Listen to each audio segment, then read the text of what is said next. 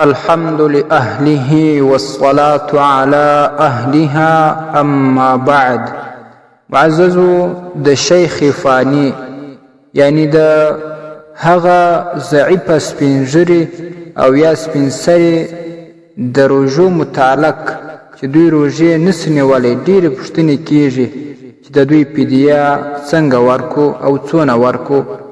معززو اوله خبره خو دا ده چې دغسې سپینږیري او یا سپینسري زنانه چې هغه د عمر د ډیروالي په وجه باندې ډیر کمزوري سوي وي یا داسې یو څوک چې همیشه مریض وي دغه مرض په وجه باندې ډیر زیات ضعیفه سوی وي او امید هم نه وي چې بیا به جوړ سي او دغه سپینسري او یا سپینږیري او یا دغه مریض په نورو وختونو کې هم د دې روژې قضایي نسي راوړلی. مثلا د ژمي په لنډو ورځو کې روژه بیا هم نسي نیولی نو دغه روژو بیا فدیه ورکول کیږي. نو د دې فدیه تقریبا د سرسایې په رقم باندې ده. نو هغه تاسې هر ځای چې یاست حساب خپله ورته کولی سئ. مثلا هلته تاسې وسکي یعنی ممیز 3.5 کیلو قیمت کوي چې دا په څو باندې دی.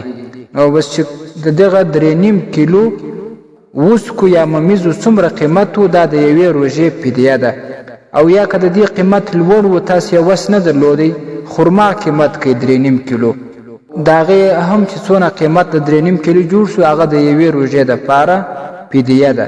او که هغه هم ستاسې په وسه نه و بیا 3.5 کیلو اوربوشي قیمت کوي د هغې د 3.5 کیلو چې څومره قیمت و دا د یوې روژې دپاره فدیه ده.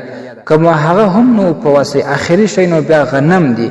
غنم احتیاطاً 2 کیلو دا قیمت کې چې څومره پیسې جوړېدلې په هر ځای کې تاسې یاست هلته وګورئ قیمت یې کوي 2 کیلو احتیاطاً غنم چې څومره پیسې جوړې سولې دغه پیسې یو مسکین ته ورکول دا د یوې روژې دپاره فدیه ده. دا خو د فدیې متعلق مختصره خبره وه. بله مسله دا ده چې که چیرې دغه سپینسري زنانه او یا دغه سپینږیري د دې فدیه ورکول سي د روژو ده او یا د دې مریض فدیه ورکول سي دوی بل وخت بیا جوړ سي الله صحت ورکړي یا دغه سپینسري او سپینږیري ته الله قوت ورکړي روژې نیولی سي پر روژو باندې قادره سي دغه د روژو فدیه چې مخکې ورکړې ده هغه فدیه یې باطله سوه بیا به دوی په دغه حالت د صحت کې د هغه تیر روژو چې دوی فدیه ورکړې ده د هغې قضایي به راوړي. درېیمه مسله دا ده چې دغه فدیه که د ټولو روژو ده و یوه مسکین ته ورکوي هم یې ورکولی سي او که یې جلا جلا مسکینانو ته ورکوي هم جایزه ده ورکولی سي.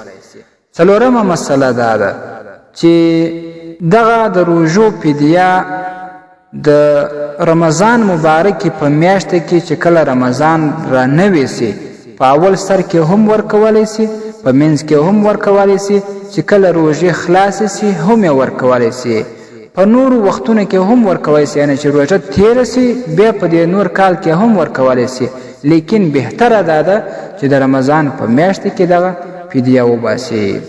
نو دغه د شیخ فانی متعلق یو څو اهمې مسلې وې چې د دې متعلق ډېرو ورونو پوښتنې کولې. الله رب العزت دې موږ او تاسې ټولو ته توفیق راکړي او قوت دې راکړي چې ټولې روژې په خیر ونیسو. والسلام علیکم ورحمة الله وبرکاته.